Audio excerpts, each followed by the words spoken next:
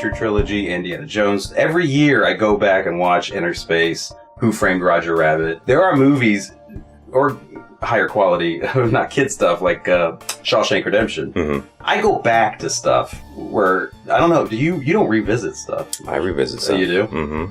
Garbage stuff? Oh, yeah. Bodies into things like Society or like Society? horrible body horror, nasty shit from the 80s that I'm like, why are you That's my watching? favorite shit. Who are you? Let me give you a hand, Bill. In Beverly Hills, what you fear is only the beginning. Anything for society. I love that. Oh, nightmare fuel. You're just chugging nightmare fuel. Yeah, I like a little sip of nightmare fuel. I probably shouldn't do that. Yeah, keep chugging it. You're just delicious. chugging that nightmare fuel. Delicious nightmare fuel. This is going to give me a nightmare. What the fuck's going on? Didn't you know, Billy Boy? The rich have always sucked off low-class shit like you.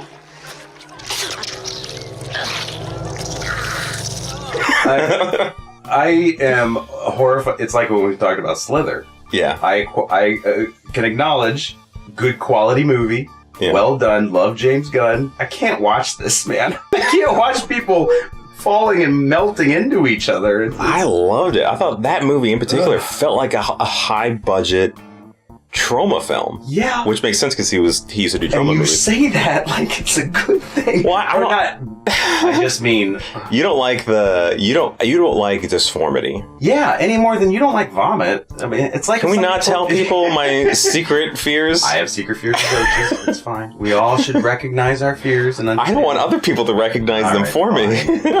But melting bodies is a problem for you. Well, yeah, no, I've noticed that the things that you have a problem with tend to be categorized as body dysmorphic, body horror, mutilation, exactly. Any kind of like melting, any kind of melting skin. I mean, any kind of thing with a deformed face. Yeah, deformed faces bother you. That bothers me. Any melding or merging. Does this carry over into movies that are not necessarily horror, like stuff that people have just bad physical conditions, like Mask? Does that bother you? You know what? It kind of does, but I feel sympathy, so I don't want to. I don't feel any sympathy. You don't want to for Slither? For Slither. For Michael Rooker? I feel bad for the poor woman who has a giant womb. Something's wrong with me. But I don't have the empathy that I do for the guy in Mask. But you're right. His face does. You can't look at it for too long. It is hard. It's hard. It is hard. But I don't. I feel bad for him. So I would stare at his face. I would just. Yeah, that'll make it feel great. Please stare at my face. Stare at him because I feel empathy. I'm so empathic. I can't look away. But you're right. That kind of stuff is kind of melding of things like sexuality. I find very strange and weird because that is a melding of flesh to me. I'm a bit asexual. It's my favorite kind of melding of flesh. I bet it is. Filthy human. Everyone hates the sewage parts, but you don't mind when it's. Well, they're next door. That's another conversation. But I do feel the same feeling of like repulsion of human faces. Yeah, I've heard a lot of people that have that. I have a little bit of that when it's in real life. So if somebody has a deformed face in real life. If someone pulls like Nothing But Trouble and takes their nose off, in real life, you're horrified. Yeah. But not in the movie? Not in the movie. See, I feel the same. And Nothing But Trouble is kind of funny. Pulls off his penis nose. With his little sausage. Would you like a sausage?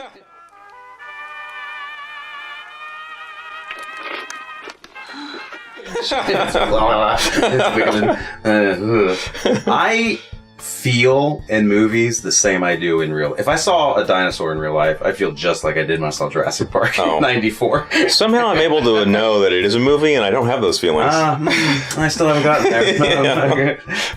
I'm not able to trick my brain that effectively. I see Captain America. I see Captain America. It's I have a problem. Like when I saw Saving Private Ryan.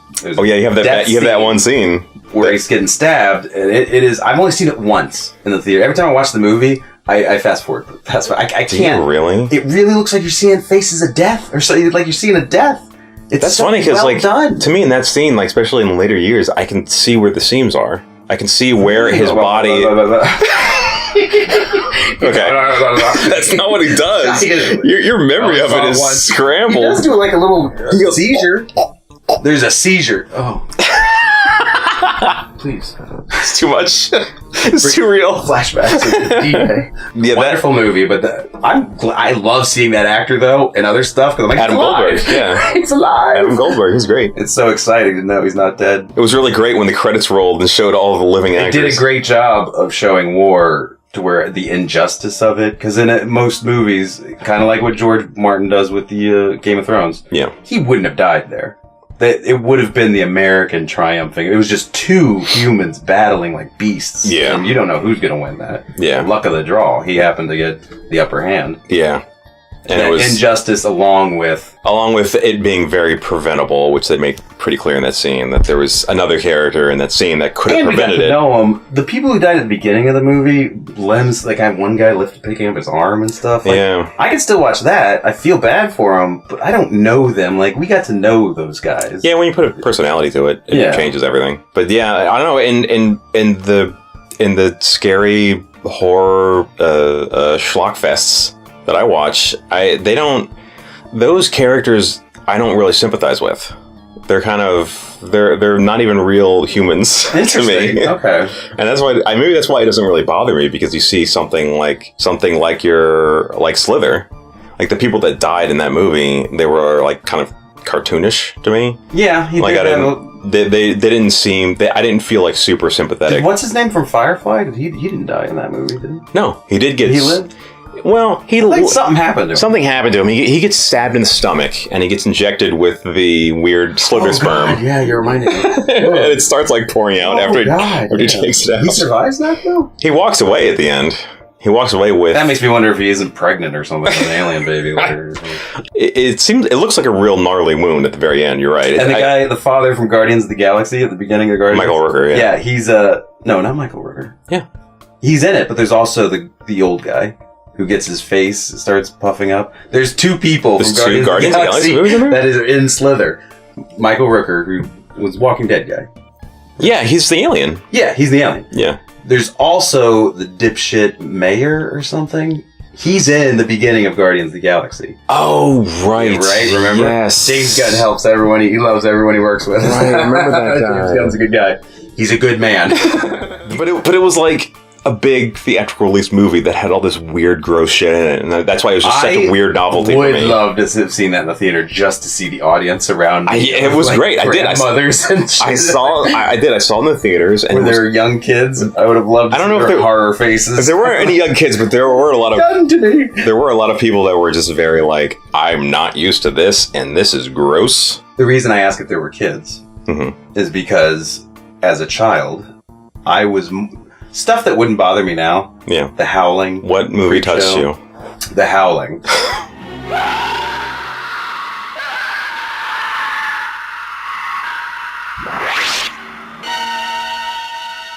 The Howling. Seeing that, the first one, the rest of them I never saw as a kid, so when I see them now, I'm like, this is just a B movie, terrible, awful. Yeah. But in the first one, when the mother from E.T., I think, is she right? Okay. Yeah. Yeah. Sees the guy from Gremlins 2 who sleeps with the female gremlin.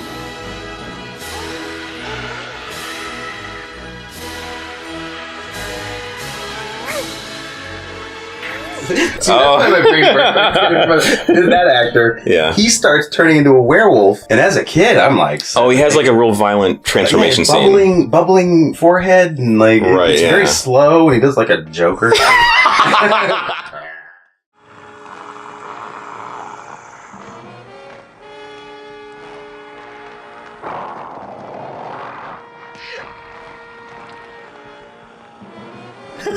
As a kid, I didn't know what a werewolf was yet. So I was like, what is happening to this What's man? wrong with him? What's happening to him? Is that going to happen to me? And I was frozen in fear. I think our dad had gone to the bathroom and didn't notice that a little 7-year-old walked over. What's this? Ooh. This is not the Incredible Hulk. This is not Lou Ferrigno. Something happened to that man, and it wasn't good. I've seen flannel tear. But this... What is this? What's this? It's called a fear flashback. And there are movies that I categorize as fear flashbacks. Terrorvision. Terrorvision is one of them. That's one that we both have for some reason. And we must have watched that together. Yeah, I think we watched that at the same time. Because I remember we were both upset at the end. Yeah. The injustice of it all.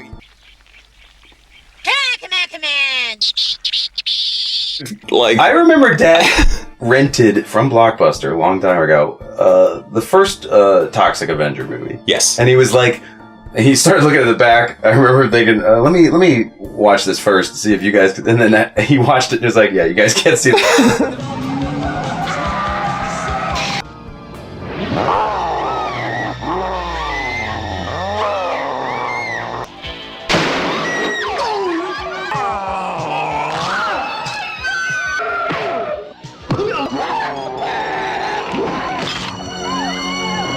The fact that he rented a trauma movie and almost was going to just let us watch it. Well, at the time, keep in mind, like, that probably looked like a comedy, and it probably was not rated. Yeah. No, I guarantee it wasn't rated, because I remember at Blockbuster, he looked at the bag. There's no rating. Yeah, so he probably had no idea what the content was. To watch it first to make sure. Yeah.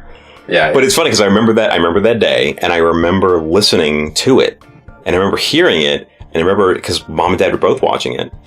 And I remember hearing the noises and being stupid ass movie. I know.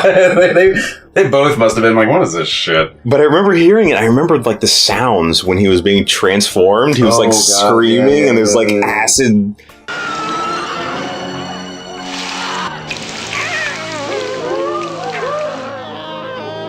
I think he's in trouble. That you could hear like this acidic like sound, and he's like screaming. And I remember being been listening. No, I wasn't listening. Yeah, I don't think you were in the room, but I remember listening and being just disturbed by that. I do remember hearing his. Yeah, I remember that. His horrible laugh. And I thought it was funny.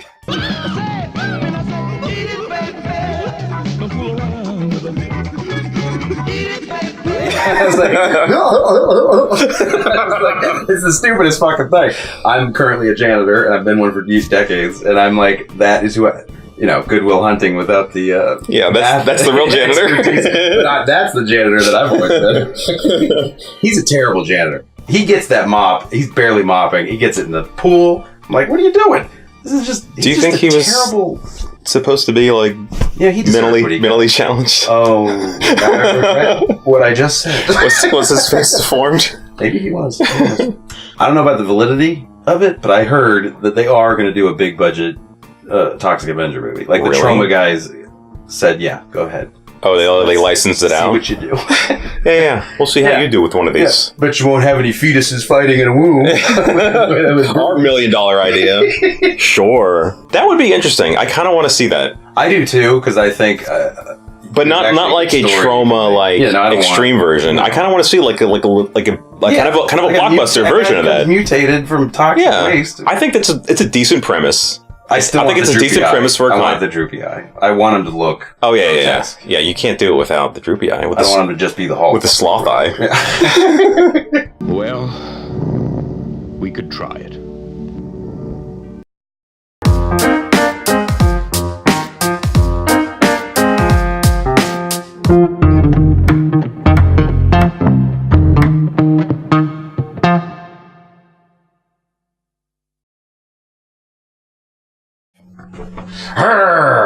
That's Arya Stark. I don't know what her catchphrase would be. Arya Stark.